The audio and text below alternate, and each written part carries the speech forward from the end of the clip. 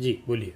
बहुत दिन हो गए कि आप जो ईपीएस 95 पेंशनर्स के हित में आप उनको सपोर्ट कर रहे हैं जी और उनके साथ भी बहुत सारे मतलब उनके साथ चल रहे हैं, उनको सपोर्ट कर रहे हैं, उनका जी हित जल्द से जल्द उनको मिले, जी ऐसा आप पार्टी ऑफ यूनाइटेड का जो स्टैंड है जी उसके लिए मैं आपका आभारी हूँ और जी पार्टी थैंक का भी शुक्रगुजार हूँ। वेलकम।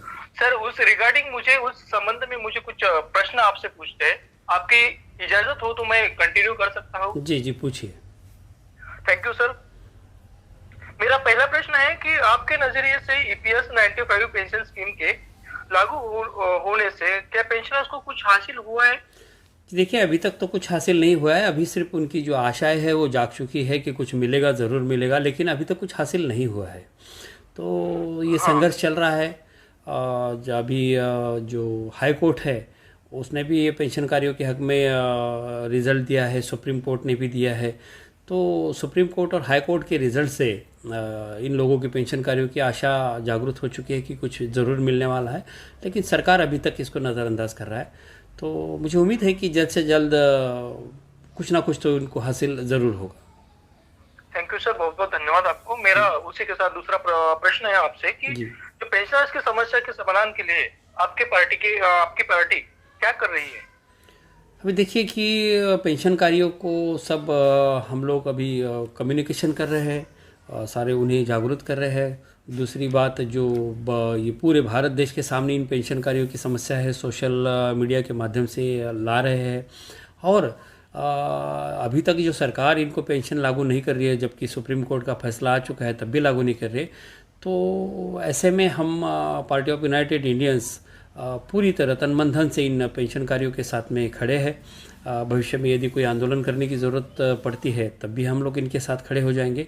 तो हम लोग जब तक इनको पेंशन नहीं मिलता है पूरी तरह इनके साथ खड़े हैं और आखिरी तक हम इनका सहयोग करने वाले हैं। Thank you sir, thank you sir. जी इस परिस्थिति में आपको लगता है कब तक समाधान होने की उम्मीद है? देखिए जो सरकार की जो इच्छा है वो तो लग नहीं रहा है कि पेंशनकारी को पेंशन देने की वो तैयारी में है, क्योंकि हम अगर पीछे मुड़ के देखते हैं तो सरकार को अगर ये पेंशन देनी होती इस तरह से तो हाई कोर्ट में जाने की नौबत ही नहीं आती। तो हाई कोर्ट में जाना पड़ा, बड़ा लंबा संघर्ष करना पड़ा, और उसके बावजूद भी ईपीएफओ ये पेंशन योजना लागू ना करने के पक्ष में थी, तो सुप्रीम कोर्ट चली गई, वहाँ अपील की, तो वहाँ भी केस बड़ा लंबा समय तक चला। तो उसके बावजूद भी अब सुप्रीम कोर्ट का भी रिजल्ट आ गया है, तब भी ईपीएफओ या केंद्र सरकार ये पेंशन लागू करने की तैयारी में नहीं है। तो इन सब का मतलब यही निकलता है कि इनकी इच्छा नहीं है देने की। अगर इच्छा होती तो हाई कोर्ट जाना नहीं पड़ता, सुप्रीम कोर्ट जाना नहीं पड़ता, सुप्रीम कोर्ट का रिजल्ट आने के बावजूद अभी 1.5 साल 2 साल इंतज़ार नहीं करना पड़ता।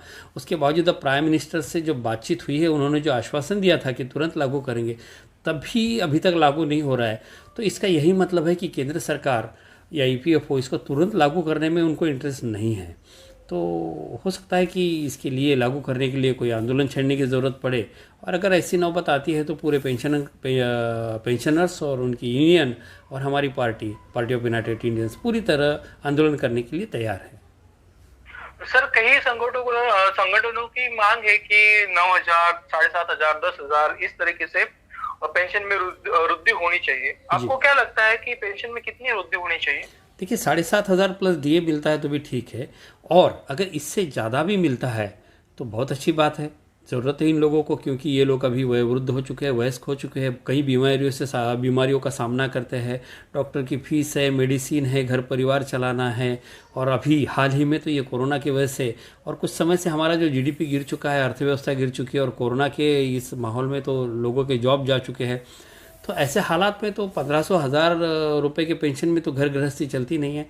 तो इनको अगर इससे भी ज़्यादा 7,500 प्लस डीए से भी ज़्यादा पेंशन मिलती है तो खुशी होगी, मुझे मिलनी चाहिए, क्योंकि इन लोगों ने अपनी ज़िंदगी का काफ़ी हिस्सा मेहनत की है, कष्ट की है, और इन्हीं के वेतन में से कुछ हिस्सा, कुछ पैसा ईपीएफओ के पास जमा है। तो सरकार कोई भीख तो दे नहीं रही है।